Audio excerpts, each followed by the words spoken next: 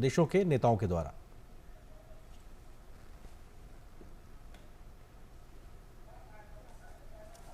Prime Minister and I have just finished a very productive meeting.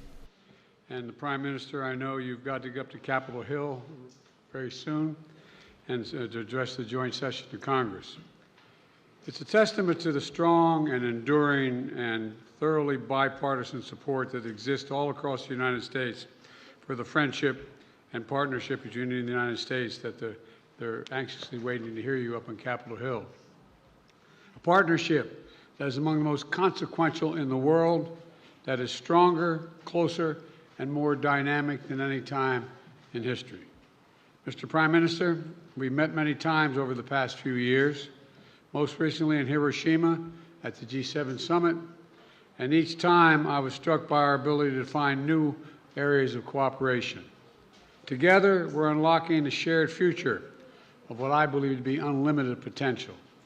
And with this visit, we're demonstrating once more how India and the United States are collaborating on nearly every human endeavor and delivering progress across the board.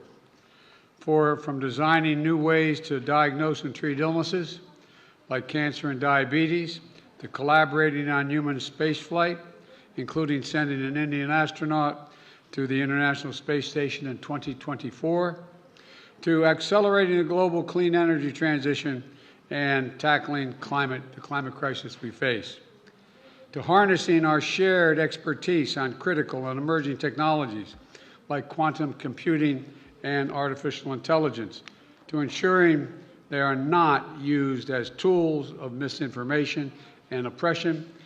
We are doubling down on our cooperation to secure our semiconductor supply chains, advancing Open RAN telecommunications networks, and growing our major defense partnership with more joint exercises, more cooperation between our defense industries, and more consultation and coordination across all domains.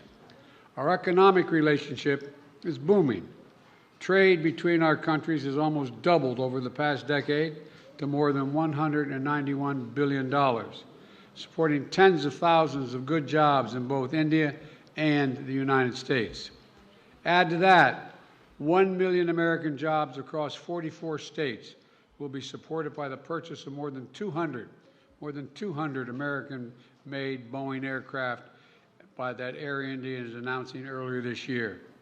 And with this visit, Indian firms are announcing more than $2 billion in new investments in manufacturing, solar in Colorado, steel in Ohio, and optic fiber in South Carolina, and much more. Further proof that America's manufacturing is back. We're expanding educational exchanges for our students, building on the record 125,000 student visas for Indians to study in the United States we issued last year, and opening new consulates that's going to make it easier for our people to travel, work, and collaborate together.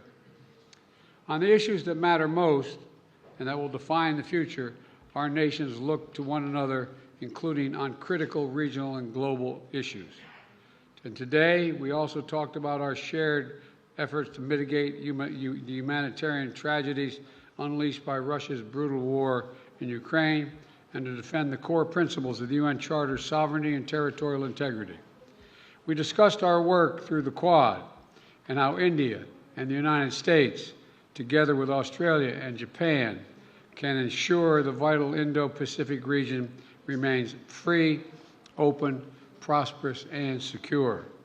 Through our new I2U2 grouping with Israel and the UAE, we're building regional connections to the Middle East and spurring science-based solutions to global challenges like food security and clean energy. And this year, under India's leadership of the G20, we're putting sustainable development at the center of the agenda. We're delivering meaningful action on low and middle-income nations, including multilateral development bank reform, debt relief, and building resilient and equitable health systems. The bottom line is simple. We want people everywhere to have the opportunity to live in dignity. And let me close with this. Indians and Americans are both peoples who innovate and create, turn obstacles into opportunities, who find strength in community and family, and who cherish freedom and celebrate the democratic values of universal human rights which face challenges around the world and in each of our countries, but which remain so vital to the success of each of our nations. Press freedom, religious freedom, tolerance, diversity. India now is the most populous country in the world. It's a democracy. We understand that it is the brilliance and the backbone of our people, as diverse and talents and traditions that make us strong as a nation. It's democracies that do that.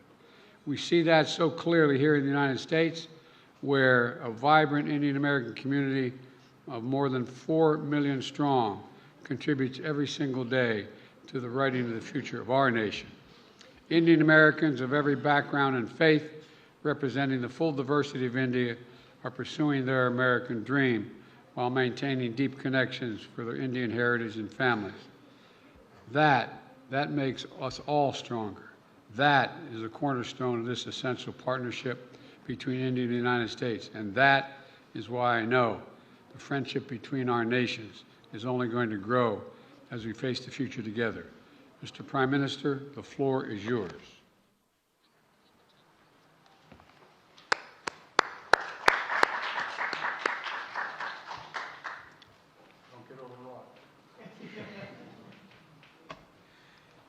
Your excellency राष्ट्रपति Biden, दोनों देशों के delegates, media के साथियों, नमस्कार। सबसे पहले मैं राष्ट्रपति बाइडेन को उनके मित्रतापूर्ण शब्दों और भारत अमेरिका संबंधों के बारे में उनके सकारात्मक विचारों के लिए धन्यवाद देता हूं। फ्रेंड्स, आज का दिन भारत और अमेरिका के संबंधों के इतिहास में एक विशेष महत्व रखता है। आज की हमारी चर्चा और हमारे द्वारा लिए गए महत्वपूर्ण निर्णयों से हमारी कॉम्प्रिहेंसिव ग्लोबल स्ट्रेटेजिक पार्टनरशिप में एक नया अध्याय जुड़ा है। एक नई दिशा और नई ऊर्जा मिली है। फ्रेंड्स, भारत अमेरिका की व्यापार और निवेश साझेदारी दोनों देशों के लिए ही नहीं, बल्कि वैश्विक अर्थव्यवस्था के लिए भी महत्वपूर्ण है। आज अमेरिका भारत का सबसे बड़ा ट्रेड पार्टनर है। हमने निर्णय लिया है कि व्यापार से जुड़े लंबित मुद्दों को समाप्त कर नई शुरुआत की जाए। आईसेट यानी initiative for critical and emerging technology हमारे तकनीकी सहयोग के महत्वपूर्ण फ्रेमवर्क के रूप में उभरा है। Artificial intelligence, semiconductors, space, quantum और टेलीकॉम जैसे क्षेत्रों में अपना सहयोग बढ़ाकर हम एक मजबूत और फ्यूचरिस्टिक साझेदारी की रचना कर रहे हैं। अमेरिका की माइक्रोन, गूगल तथा एप्लाइड मटेरियल जैसी कंपनियों द्वारा भारत में निवेश करने का निर्णय इस फ्यूचरिस्टिक साझेदारी का प्रतीक है। इस यात्रा के दौरान मुझे अमेरिका के कुछ अन्य सीईओज के साथ मुलाकात करने का भी अवसर मिला। उनके साथ हुई चर्चाओं में भी मैंने भारत के प्रति उत्साह और एक सकारात्मक सोच महसूस किया। हम दोनों सहमत हैं कि हमारी स्ट्रैटेजिक टेक्नोलॉजी पार्टनरशिप को सार्थक करने में गवर्नमेंट्स, बिजनेसेस और एकेडमिक इंस्टीट्यूशंस का साथ आना बहुत महत्वपूर्ण है। क्लीन एनर्जी ट्रांजिशन में भारत और अमेरिका के साझे विजन को इम्प्लीमेंट करने के लिए हमने कई महत्वपूर्ण इनिशिएटिव लिए हैं। इसमें green hydrogen, wind energy, battery storage, carbon capture जैसे क्षेत्र शामिल है। हमने यह भी निर्णय लिया कि वैश्विक अनिश्चितताओं के बीच भारत और अमेरिका ट्रस्टेड पार्टनर्स की तरह रिलायबल, सिक्योर और रेजिलिएंट ग्लोबल सप्लाई चेन और वैल्यू चेन तैयार करेंगे। भारत और अमेरिका के बीच करीबी रक्षा सहयोग हमारे आपसी विश्वास और साझा रणनीतिक प्राथमिकताओं का प्रतीक है। पुराने समय के बायर सेलर्स रिलेशनशिप पीछे छोड़कर आज हम ट्रांसफर ऑफ टेक्नोलॉजी, को डेवलपमेंट और को प्रोडक्शन की तरफ बढ़ चुके हैं। जनरल इलेक्ट्रिक द्वारा भारत में टेक्नोलॉजी ट्रांसफर के माध्यम से इंजन बनाने का निर्णय एक लैंडमार्क एग्रीमेंट है। इससे दोनों देशों में रोजगार के नए अवसर भी खुलेंगे। यह आने वाले समय में हमारे रक्षा सहयोग को एक नया स्वरूप देगा। इस सहयोग में दोनों देशों के रक्षा उद्योग और स्टार्टअप्स महत्वपूर्ण पार्टनर्स हैं। उन्हें आपस में जोड़ना हमारे डिफेंस इंडस्ट्रियल रोडमैप का मुख्य उद्देश्य है। स्पेस साइंस और टेक्नोलॉजी में हमारा गहरा और वर्षों पुराना सहयोग रहा है। आज हमने आर्टेमिस अकॉर्ड्स में शामिल होने का निर्णय लेकर हमारे स्पेस कोऑपरेशन में एक लंबी उड़ान भरी है।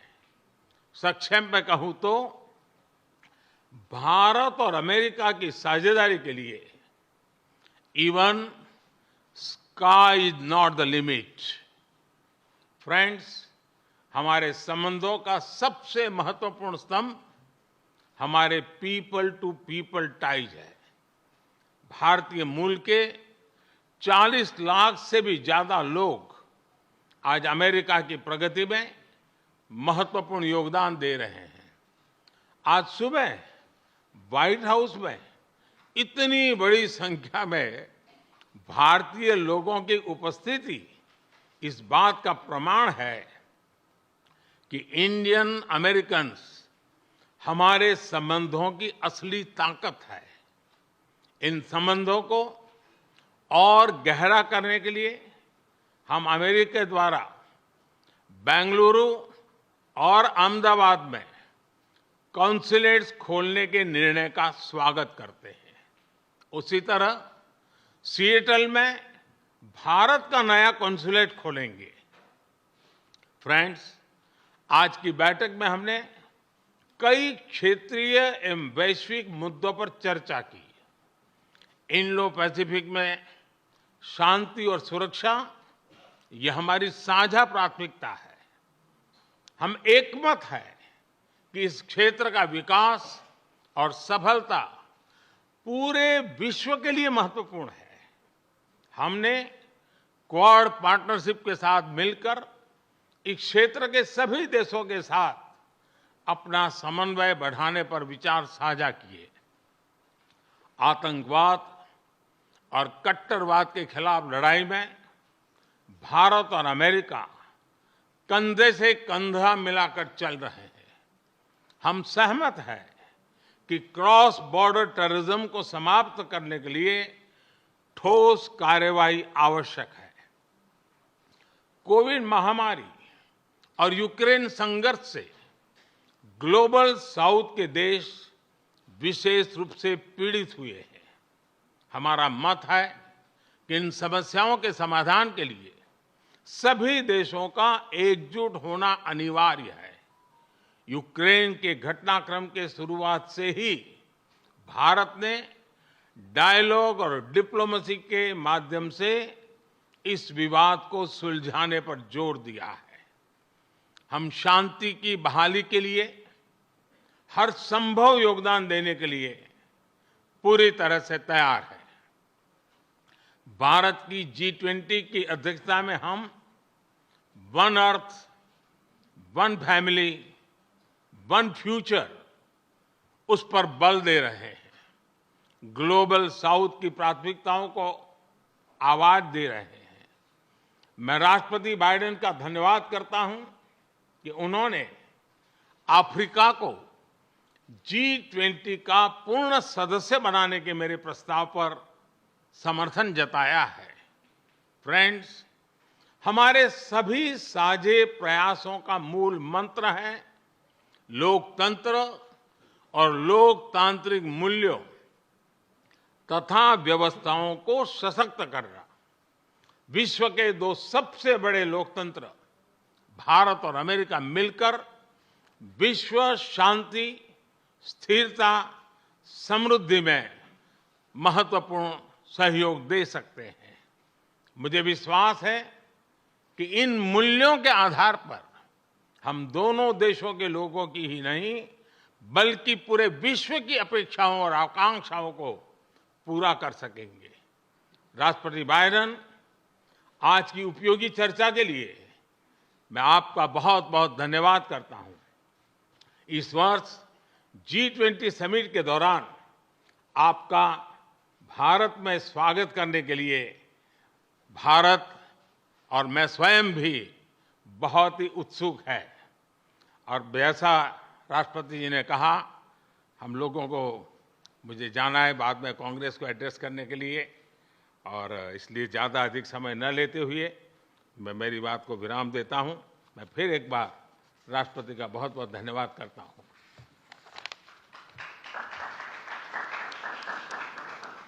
Well, the Congress is actually waiting to, and anxiously waiting to hear you. I'm told there are two questioners, Sabrina from the Wall Street Journal and Kumar from the Trust of India. And Sabrina, you first. Thank you, Mr. President. I have a question for the Prime Minister, but first a two-part question for you. Your comments at a fundraiser this week appear to be the first time in recent memory that a sitting U.S. president has called a Chinese leader a dictator. Did those comments about President Xi undermine or complicate the progress your administration has made in maintaining a relationship with China? And secondly, on India, as you raise these broader issues of human rights and democracy, what is your message to those, including some members of your own party, who say that your administration is overlooking the targeting of religious minorities and crackdown on dissent in Prime Minister Modi's country? The answer to your first question is no. When we're talking to our allies and partners around the world, including India, we let the idea of my choosing and avoiding saying what I think is the facts with regard to the relationship with India, with China, is just not something I'm going to change very much. I think I believe that, and I've said this for some time, that the hysteria about the relationship with China is collapsing and moving, et cetera, et cetera. We had an incident that caused some confusion, you might say. But Secretary Blinken had a great trip to China. I expect to be meeting with President Xi sometime in the future, in the near term, and I don't think it's had any real consequence. And what was your second question? So as you raise these broader issues of human rights and democracy, what is your message to those, including some members of your own party, who believe that your administration is overlooking the targeting of religious minorities and a crackdown on dissent in India? Well, look, the Prime Minister and I had a good discussion about democratic values, and that's the nature of our relationship. We're straightforward with each other, and we respect each other. One of the fundamental reasons that I believe the U.S.-China relationship is not in the space it is in the U.S.-Indian relationship is that there's an overwhelming respect for each other because we're both democracies. And it's a common democratic character of both our countries and our people, our diversity, our culture, our open, tolerant, robust debate. And I believe that we believe in the dignity of every citizen. And it is in America's DNA, and I believe in India's DNA, that the whole world has a stake in our success, both of us, in maintaining our democracies, makes us appealing partners, and enables us to expand democratic institutions around the world. And I believe this, and I still believe this. Mr. Prime Minister, India has long prided itself as the world's largest democracy, but there are many human rights groups who say that your government has discriminated against religious minorities and sought to silence its critics. As you stand here in the east room of the White House, where so many world leaders have made commitments to protecting democracy, what steps are you and your government willing to take to improve the rights of Muslims and other minorities in your country and to uphold free speech?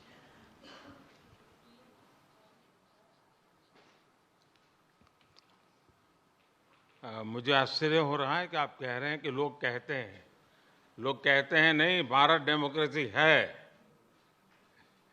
और जैसा राष्ट्रपति Biden ने कहा, भारत और America दोनों के DNA में लोकतंत्र है।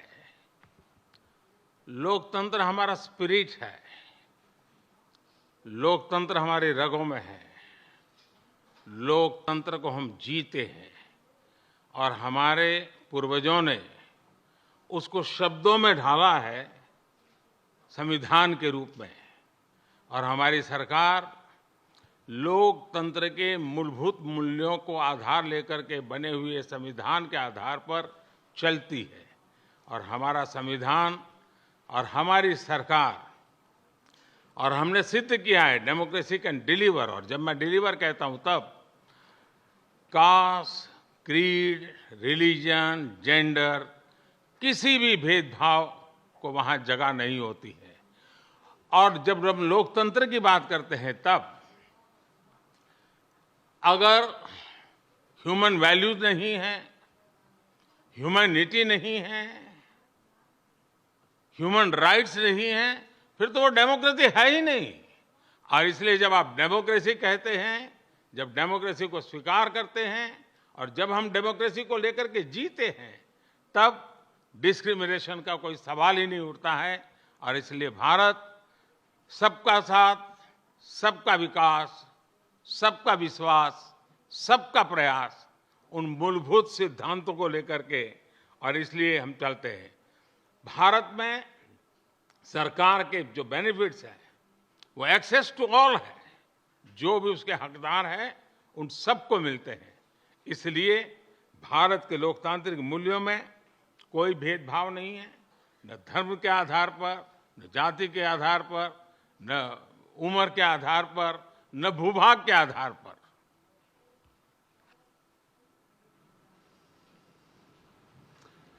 Kumar. Yeah, thanks a lot, sir. Sir, my question is on the issue of climate change. Both countries have spoken strongly about the need to tackle the climate change, but there is a view. Climate change. I'm sorry. Yeah, both countries have spoken about the challenge of climate change, but there is a view that ambitious targets are set, but implementation is found often lacking. And there is also a criticism of lack of technological transfer, financial transfer from the developed countries to the developing nations. How do you both leaders see the way ahead on this pressing issue? Well, first of all, I think it is the existential threat to humanity, climate change. It's the most serious problem we face as human beings. We have to keep it below 1.5 degrees Celsius. We've made enormous progress here in the United States on dealing with this issue by doing three things. Number one, by insisting that we move every one of our industries into a position where they can take advantage of cheaper and more extensive and more available renewable energy, whether it's solar or wind or hydrogen and green hydrogen. There's a whole range of things we've been working on. In addition to that, we find ourselves in a position that what we've done is that we have significantly reduced for example, I made a commitment that we are going to make sure that by 2030, 30% of all our land and sea and oceans were in conservation, could not be developed. We're well on our way to doing that, and that's also absorbing carbon from the air as a consequence of that because of the conservation. We are in a position as well, but we have provided for significant increase in funding for a whole range of issues, but not just for the United States, but for the rest of the world. For example, we're working with the G7 to provide for infrastructure work for dealing with global warming on the continent of Africa. In Angola, building the largest solar project, moving ourselves, having railway to go all the way across the southern from the Atlantic Ocean to the Indian Ocean in Africa, to be able to transport and do it cheaper and do it with less, how can I say it, less carbon emissions. We're trying to work with other countries to maintain their carbon sinks so they don't have to develop them like we did in causing pollution, and we're trying to figure out how to work out to pay them not to develop certain areas like the Amazon and Brazil. But there's a lot of technology that's available that we're sharing and we share with one another. We've learned how to do solar energy, which is considerably cheaper than it is for fossil fuels. The same way dealing with not just solar, but dealing with wind. And so there's a lot of technology that we've developed, and we're well on our way, I think, to meeting the commitment we made that we made in Paris. And we're prepared to share all of that with India that has a desire to do the same.